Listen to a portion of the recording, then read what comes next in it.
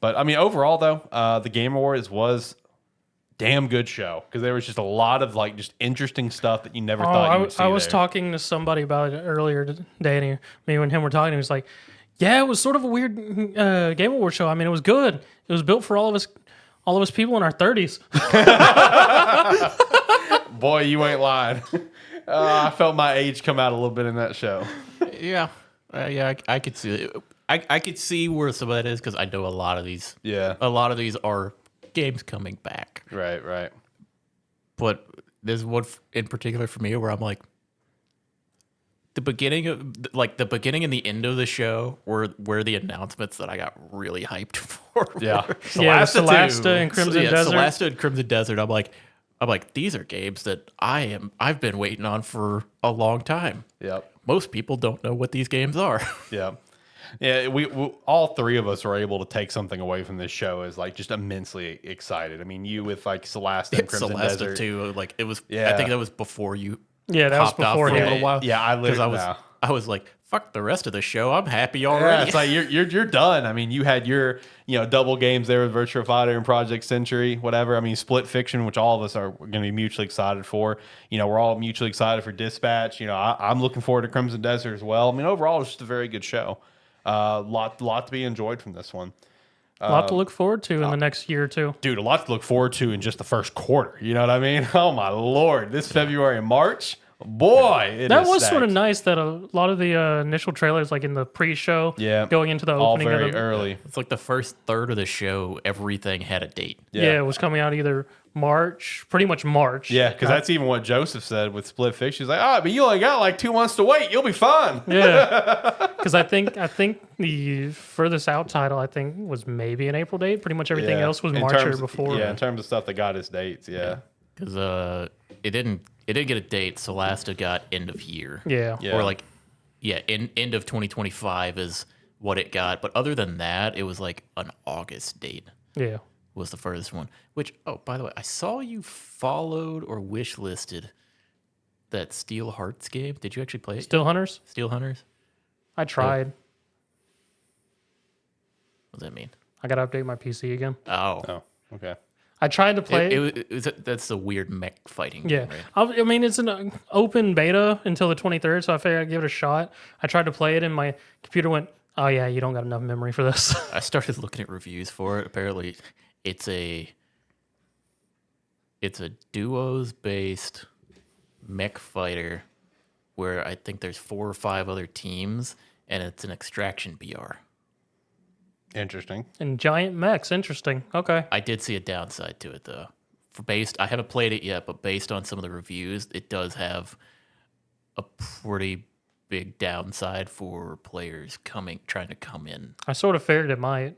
And it's leveling up mech in particular gives you a straight stat increase for that mech instead of like upgrade points or something like that. Yeah. So it's just straight number increases. So as you play a mech more, your health, damage, everything goes up. So you ideally just want to play the same mech and don't want to jump around. Yeah, which is unfortunate because it makes it where I haven't played it yet. I still want to try it, but it makes it where trying different things or coming in later It's going to be detrimental makes it harder to get into. until they get a good matchmaking setup, But which I will still probably try it just to get an actual opinion on it for myself.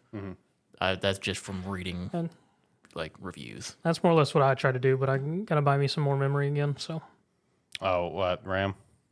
yes, memory. Yeah, gotcha. So with the Game Awards, I tried to pick out all the stuff that I thought was the biggest and our personal favorite. Was there any announcements that I missed? I've got like the full list in the show notes. It's Yes! a novel to go through. What did I miss? For me and my gotcha community, Oh, my bad, bro. we got to look at our first possible new character for Zenless after our big update in 1.4 we're fixing to get here on Wednesday, which is a character I fucking knew was going to come out. Because Yeah, you were saying that when the trailer was happening. I knew she was going to be a character. there's way too many posters that with her face on it that look more detailed than all the rest. And then with 1.3 update, she's sneakily in public looking at the poster in an area where no one's been before. Because that was the first thing I noticed in 1.3. during the afternoon on 6th Street. She's just standing there. I went, "You're not normally here. Who are you?" And then we got our first look for Star Rail, our next planet, which is going to be starting with, from what Jeff was saying, 3.0, but we're just now in 2.7, so I guess 2.8 they're going to start it, I guess. One thing that you didn't have highlighted here is First Berserker. The Kazan, yeah. We got a extended cinematic trailer for it. Yeah. I saw the pre-orders went up too. Looks great. It's like this is one that I'm pretty excited to give a try. It looks insane. And then we also they are expanding the DNF universe again with another game. What was it? Dungeon Fighter Arad. Yep. Yes. I saw that too. So it's like that's kind of interesting to see happen. This is still wild to me how far DNF has gone. And then a game kind of, I guess, worth mentioning. I wasn't really expecting to see, but it looked decent, and as long as they made it good, I can forgive what appears to be kind of the branding behind it.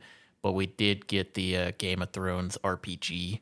Oh yeah, Yeah. It King looked, Sword or whatever. yeah, it looked decent. It's a kind of a little late for a Game of Thrones big RPG to come out. For the They- first part of Game of Thrones. Yeah, for that features, we saw most characters From or the most like HBO show. Yeah. most like pivotal characters from like the first or from Game of Thrones itself. So it'll be interesting to see how it plays. It kind of looked like you just play a character, An insert character. Yeah. like an insert character. Hopefully you're kind of doing your own thing while everything else is going on, and not kind of just like Altering the timeline. Here's a character that's just happens to be there during all of these events. It'd be more interesting if it was just like, hey, you got some shit going on, but you're gonna get interrupted by this story over here every now and then. So interesting to see it. Yeah. I guess one random announcement that I want to give a shout out to, because they made it out to be such a bigger thing than it was the Sonic Racing. Because I was in the call with you guys for that one. It's just like, this property's come back with, with this next big game. It's like it started to open up, and Zach's just like, what racing game is this? And we saw Shadow like unlock the car. It's like, Sonic? I'm like, that's random. And even Jeff was laughing about it.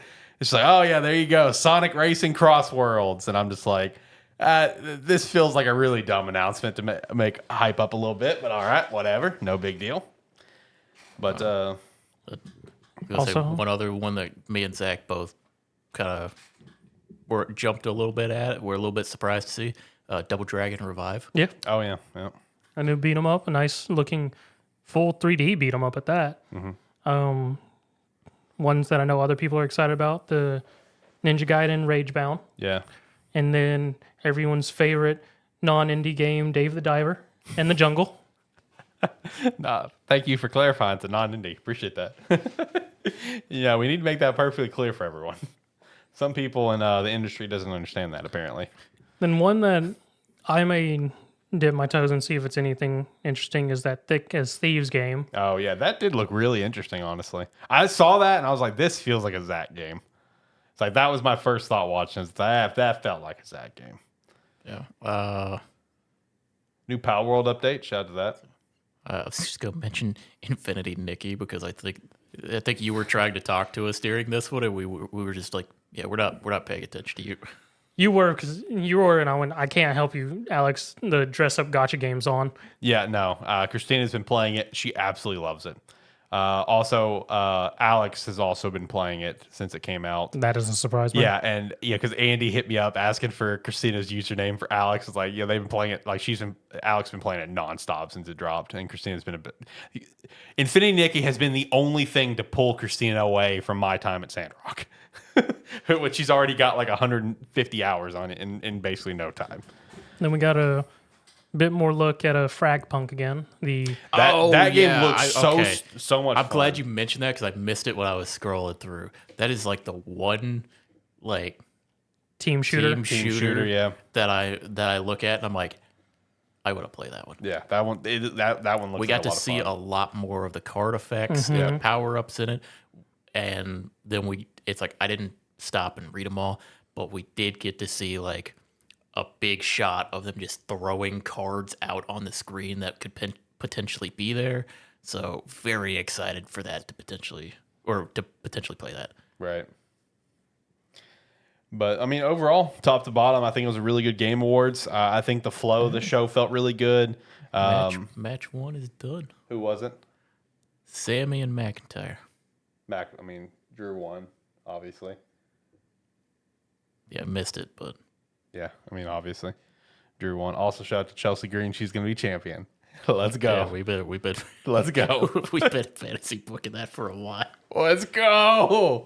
Oh, I saw the post. It's like, shocking. Chelsea Green beat Bailey. I'm like, oh, it's over. It's over. It's over. It's Chelsea Green's title. Let's go. Speaking of games that missed their time, Squid Games Unleashed. Yeah, for real. That also missed its time, but people are still going to check it out for sure. Well, like I was telling Zach when they were showing it off, yeah, it's kind of missed the big window of it, and also it's funny that Crab Game it looks better than it. But they're timing the release for this to be right before season 2 comes out. Good timing, at least. so- Yeah, I guess in that regard, yeah. So and it's going to be a Netflix game, so people that'll be on Netflix looking for it Yeah, can go to the games and they'll see Squid Game there, which might make them just jump in and play it. true. What letter grade would you guys give the Game Awards this year? I'd give it an A-.